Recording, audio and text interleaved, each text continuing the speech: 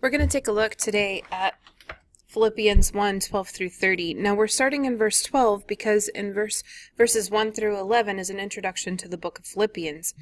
In that introduction, Paul has revealed his high affection for the people of Philippi. He spent 3 years among them building the church there. And so his introduction to the book of Philippians, while it's a short book, it is the most intimate book that we have of Paul's writings. He writes to people who are his friends, people he has eaten with and done life with, people he has traveled with, people he has done ministry with. And so in those first 11 verses, he reveals his heart for them. And then he goes on in the next 4 chapters to give them a word of encouragement that they desperately need. And so today he starts by revealing a huge theme of the book of Philippians, and that is rejoicing despite suffering. In this first chapter, he's going to reveal several areas where he is suffering greatly, but also areas where he can rejoice. So let's start. Verse 12 through 14, he says, "Now I want you to know, brothers and sisters, that what has happened to me has actually served to advance the gospel. As a result, it has become clear throughout the whole palace guard and to everyone else that I am in chains for Christ. And because of my chains, most of the brothers and sisters have become confident in the Lord and dare all the more to proclaim the gospel without fear." Paul here describes both his suffering and also his rejoicing. See, he's in prison. Prisons were dark, difficult places in the Roman Empire. Many prison life situations were such that the Roman Empire didn't pay for food, clothing, things like blankets. Instead, you had to have those brought in by people who loved you enough to come visit you. That is why we see in the book of Timothy that Paul asked Timothy to bring him his parchments and his blankets. And so Paul is in a place of true suffering. He is hurting. Physically, it would have been incredibly demanding, the circumstances that he was in.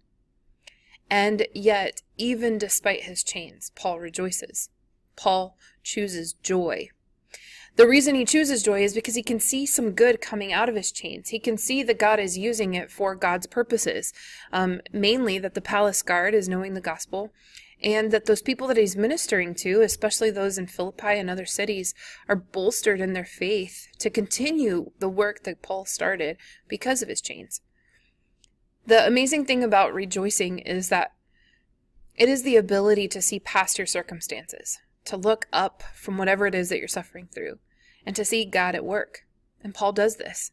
He sees God championing the gospel in spite of or even through the fact that he's in prison. Now, it is really good to note here, too, that Paul's ambition has always been to preach to Caesar. He has made that quite known. He has always wanted to go to Rome, and now he has come to Rome. And here he mentions the palace guard. So the Praetorian guard that guarded Caesar is the same one that guards him now. And so I think he probably has a secret hope that the palace guard hearing the gospel also means that Caesar will hear the gospel as well. And so he sees this and he rejoices. If he weren't in chains, the palace guard would not hear about the gospel. If he weren't in chains, the brothers and sisters in Christ wouldn't be as bold in their faith. And so despite his suffering, he is able to look up from his circumstances and see God at work, and that makes him glad. We move on to the next phase of suffering and rejoicing. In Philippians 1:15 through 18a, he says, "It is true that some preach Christ out of envy and rivalry, but others out of goodwill. The latter do so out of love, knowing that I am put here for the defense of the gospel. The former preach Christ out of selfish ambition, not sincerely, supposing that they can stir up trouble for me while I am in chains. But what does it matter? The important thing is that in every way, whether from false motives or true, Christ is preached. And because of this, I rejoice."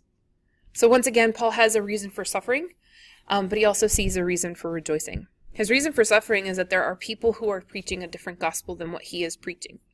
They are led by their own envy, by rivalry. That means that they're stirring up trouble. They are competing against each other. They are ambitious and insincere, and they are stirring up trouble for him.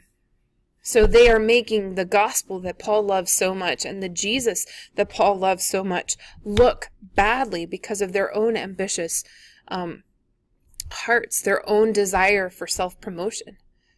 And that reflects poorly on the gospel that Paul is trying to preach, one that is selfless, not self-promoting. And yet, despite people talking badly about this thing that he loves with his whole heart, with his whole passion and soul, he rejoices. And he rejoices because it doesn't matter whether it's by pure motives or bad motives, Jesus is being preached. Jesus is being talked about all over the world. The gospel is spreading. And so even despite people talking probably about him, but most definitely talking a gospel that's different than what he preaches, he can see a reason to look up from his circumstances. He can see a reason to be glad because God is still at work. The gospel is still being preached. Here, Paul gets very real. In verses 1:18 to 26, Paul describes his desire for death. He says, "Yes, I will continue to rejoice, for I know that through your prayers and God's provision of the Spirit of Jesus Christ, what has happened to me will turn out for my deliverance. I eagerly expect and hope that I will in no way be ashamed, but will have sufficient courage so that now, as always, Christ will be exalted in my body, whether by life or by death. For to me to live is Christ, and to die is gain. If I am to go on living in the body, this will mean fruitful labor for me. Yet what shall I choose? I do not know. I am torn between the two. I desire to depart and be with Christ, which is better by far.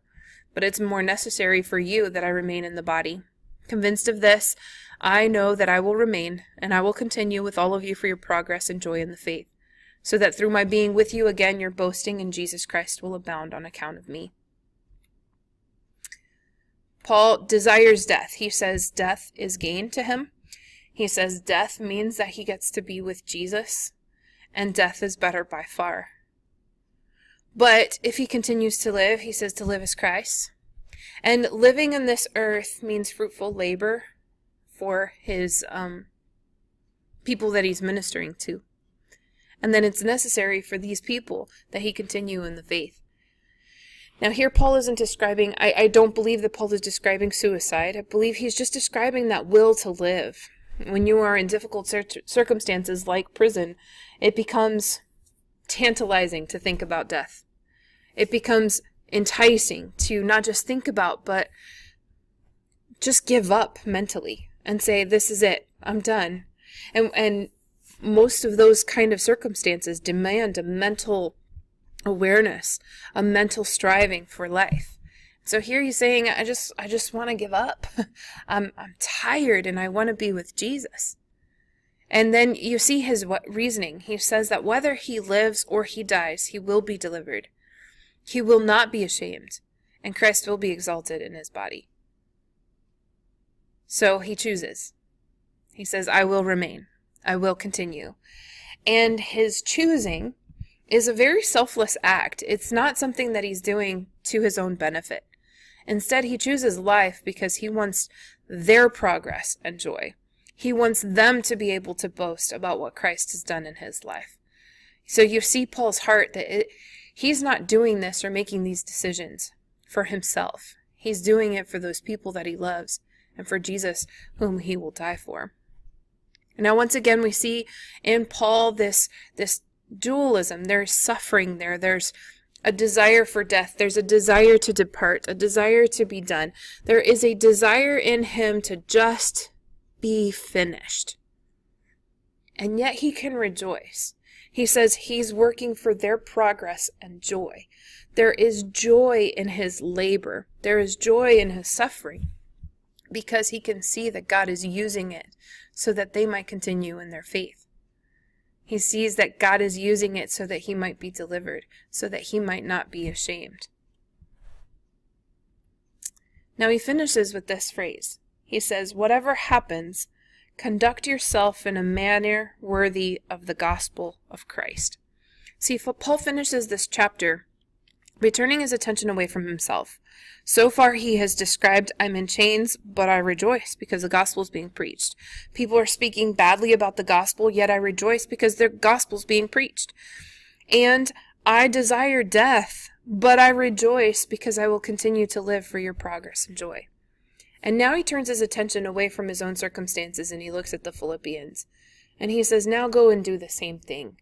Conduct yourself in a manner worthy of the Spirit of Christ, of the gospel of Christ. He describes 3 things in these verses, and let me read them to you now. He says, I know that you stand firm in one spirit, striving together as one in faith of the gospel, without being frightened in any way by those who oppose you. This is a sign to them, that they may be destroyed, but that you will be saved, and that by God. For it has been granted to you on behalf of Christ not only to believe in him, but also to suffer in him, since you are going through the same struggle you saw I had, and now here I still have. Paul says, conduct yourselves in a way that is worthy of the gospel of Jesus. And then he says 3 ways that they can do so. He tells them to stand firm in one spirit. Stand firm, don't be shaken, but be on your guard, he says in Ephesians 6. Then he says, strive together. Strive together. There is a work, a fight that has to be done in the Christian life. And let me tell you, this Christian life cannot be done alone. Not easily, anyway. A striving happens as we work together, as we fight together for this life, the faith of the gospel. And we do this without being frightened of anyone who opposes us. Not because there's anything in us, but because Jesus himself fights on our behalf. So he says, stand firm in one spirit, strive together for the faith of the gospel, and then suffer for him. Suffer for Jesus, just as you see that I am suffering.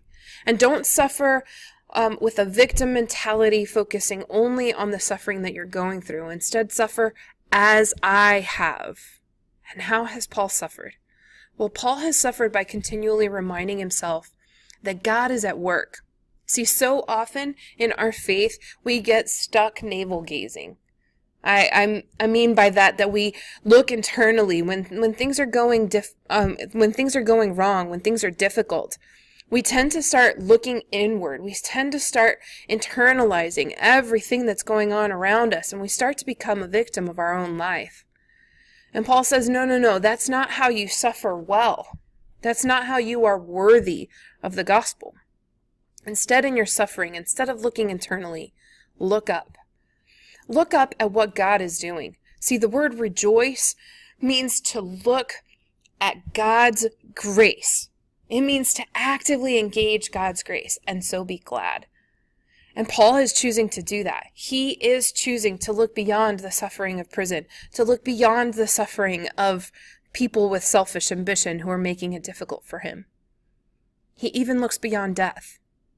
And he can rejoice because he sees God at work. He sees God strengthening their faith. He sees God preaching the gospel and extending the faith of people all over the world, especially these people that he loves so much.